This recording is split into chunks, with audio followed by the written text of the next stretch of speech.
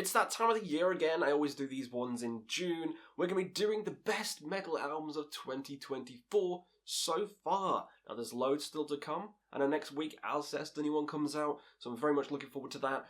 But, without further ado, let's get in. I can't talk today. Let's get in with my favourite albums from 2024 so far. Starting with Aquilus, Bellum 2, atmospheric black metal from Australia. Love this project.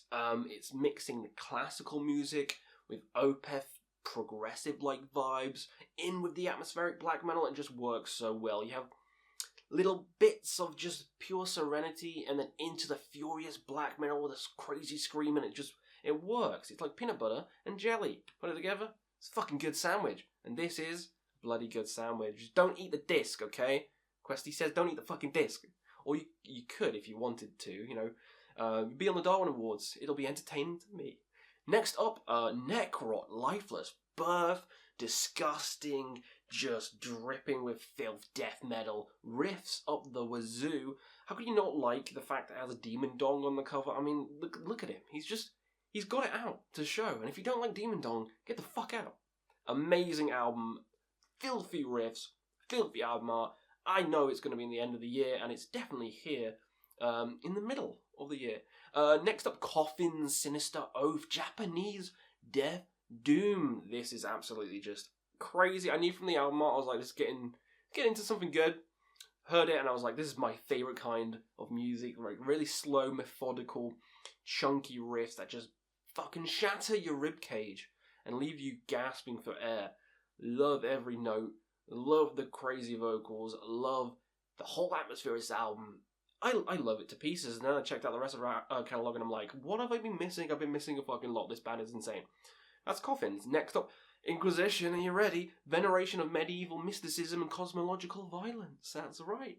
I actually own this one. I bought this one recently. I want to try and get some of them. I own the next one as well. But yeah, I want to try and get all of them before the end of the year. But money troubles and all. I'm not made of fucking gold. I'm not a fucking leprechaun. Don't have the Midas touch, okay? Not Goldfinger over here.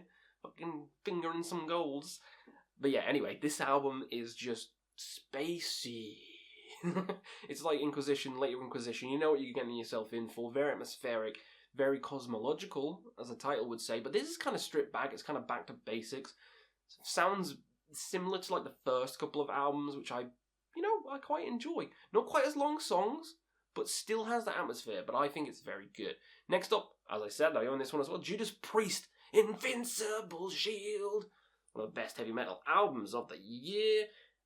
Giants in the Sky is just absolute majestic song. One of the best songs in the entire fucking year.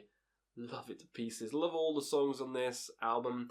Next up, Saxon, Hellfire, and Damnation. Another classic band with a banger of an album. This came out just before, but the songs are still stuck in my head. Like, I love most of the songs on this album. They've been on a roll as well. Judas Priest, Saxon, they've been on a bloody roll. Bangers after bangers, and this is another banger. Next up, Necrophobic and the Twilight Grey. This is some melodic black metal, really fun stuff. I knew again from the album art it was going to be some fun. Necrophobic usually has a lot of castles on their album art, but this is very, I don't know, it's like a little boat. There's like some guy and there's like chains coming out, and I was like, this is different for them. But the music is still the same, still crushingly heavy melodic black metal, and it's very fun to listen to. What we got next? Pallbearer, slowing things down then, Minds Burns Alive. This is very somber, very stripped back, very down to earth, just sorrowful music, and it just, you just have a tear every time you listen to it, but it's relaxing, it's beautiful. Pallbearer always knows how to just pull on the heartstrings, and this album is a joy to listen to. Castle Rat, Into the Realm is next. This album came out of nowhere. I loved it. I first checked out the single, Dagger Dragger, and there's the other one which I've completely forgotten what it's called. Not Fresh First, the other one. But anyway, they're always LARPing with the swords and stuff, and it had the grainy video, and those vocals kicked in, and it was very distorted, like from the 70s, and I was like, this is something unique. I've never heard anything like this in a long, long time, and I really love it. It's like Jefferson Airplane mixed with like Pallbearer, something like that. Doom. It is Doom, but it's like 70s inspired Doom. It's great, and the female vocals, fucking amazing. This may be one of my favourite albums of the entire year. Very fresh, very unique. I love it to pieces. We got Order of Nosferat, The Absence of Grace. That's right, this is black metal. Atmospheric, but very kind of dungeon synth-esque almost, if you know what I mean. It does feel like you're in, like, Nosferatu's lair, and he's going to just rise up from the dead. With, like, grainy film around it. It has that staticky fuzz. I love this band. It's so unique. So just, I don't know, spiritual to listen to. I love listening to this album over and over and over again, and it's definitely going to be in my top of the year, because it's just that fun to listen to. What have we got next? The new one, Saidan, Visual Kill, The Blossoming of Psychotic Depravity. This album is just insane. I remember when I did a video on it recently, and I was like, these guys are from Japan. They're not. Japanese-inspired stuff, obviously, the art and all that crap. Same with the previous album. And they're from Nashville. That's about as close to Japan as, like, England, Australia. It's not even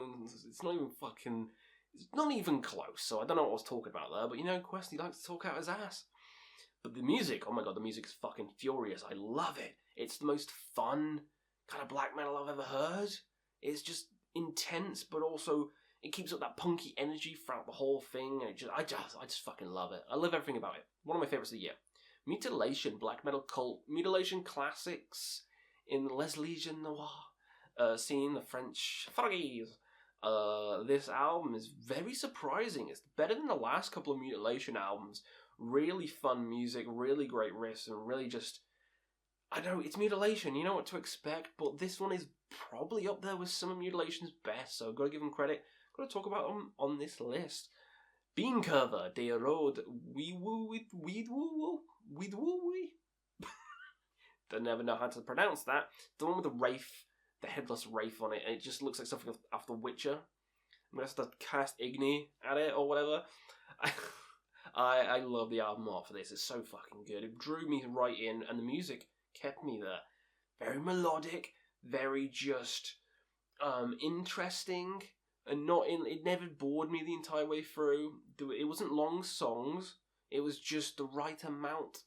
The melody was fun. The vocals are amazing. The art's even better. So all round, great package. We got next Labarynthius Stellarum, Vortex of the Worlds. You know, I gotta mention some space stuff again, and this is just a insane album. Like, the guitar work on here, fucking phenomenal. The eerie atmosphere, almost feeling like dark space or something like that. I love shit like that, you know, I love dark space. I love Mercognitum, and this fits very much in line with them. Volga's another one which did have an album out this year, but my favourite is Labarynthius Stellarum from this year. Very fun album. Ulcerate just came out with an album, Cutting the Throat of God. But this is banger. This is a fucking banger. Like, also it just keeps getting better and better somehow. Staring to Death and Be Still was one of my favourite albums of the entire year. Got the shirt, love it to pieces. This one may even rival that, which is kind of mind-boggling to think of. But it's also right. Dissonant death metal. You'll know if you love it. I happen to really fucking enjoy it. I think it's one of the best of the year. And last but not least, Dodstrit with Nocturnal Will. I love the album cover. Like, it's so good. Like, the night, like something off of Dark Souls or Bloodborne, looking depressing, in that kind of background. It's so good. It's so good. And then the melodies throughout the music itself, the atmosphere it conveys, it's amazing. It's a very, and it's not, well, I don't want to say energetic. It's not like Saidan or anything like that. It's not like Vitriol or some of those other bands, but it's got that atmosphere, it's thick, it's rich, and the melodies just complement throughout. It kind of feels like you're in the album cover. That's what I'm trying to say. You know, it feels like when you're listening to music, you're there with that depressed night, you know, and you just want to fall down, die. I love it. So those are some of my favourite albums of 2024 so far. Let me know your own favourites down below in the comments. Shout out to every channel member, and we'll see you again on another Quest for Metal.